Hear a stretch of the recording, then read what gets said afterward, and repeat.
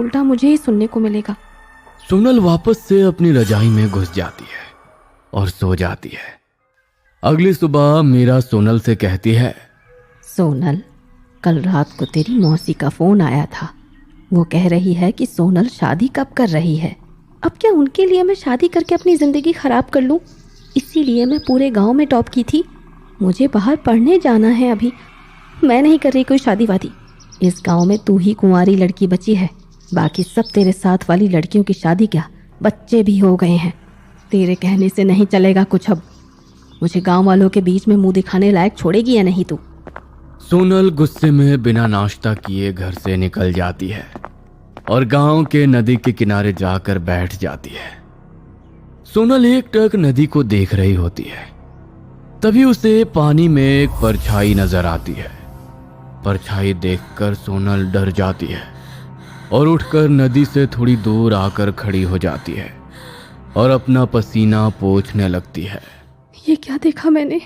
ऐसा तो रजनी अपनी कहानी में सुनाती है। तभी एक बूढ़ा आदमी सोनल के पास आकर कहता है, बेटी डरो मत। जो तुमने देखा वो आंखों का धोखा है और कुछ नहीं। अरे हमारे गांव में योगिनी के होते ऐसा कुछ नहीं हो सकता है। बस बिना पीछे मुड़े तुम सीधे घर चली जाओ। जी बाबा।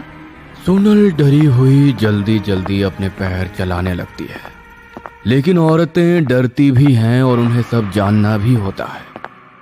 सोनल पीछे मुड़ जाती है और लंबी सांस लेते हुए फिर से जल्दी जल्दी चलने लगती है। कुछ तो नहीं हुआ, वो बाबा कुछ भी बोल रहे थे। सोनल अपने घर चली जाती है। अनीता सोनल को कुछ लड़कों की तस्वीर दिखाती है। इसमें से कोई पसंद आ रहा है तो बताओ। वैसे मुझे और तेरी मौसी को ब्लू शर्ट वाला लड़का पसंद है। कमाता भी अच्छा है और शहर में रहता है। शहर में तू पढ़ लेना, और क्या चाहिए अब तुझे? जब करनी ही है तो किसी से भी कर दो, जो तुम्हें पसंद है। मुझे किसी की तस्वीर नहीं देखनी। सोनल कमरे में जाकर बोत बनी बैठ जाती है।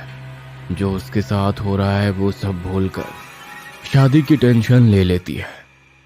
एक हफ्ते बाद ओंकार शहर से आ जाते हैं और फिर लड़के वाले सोनल को देखने के लिए आ जाते हैं।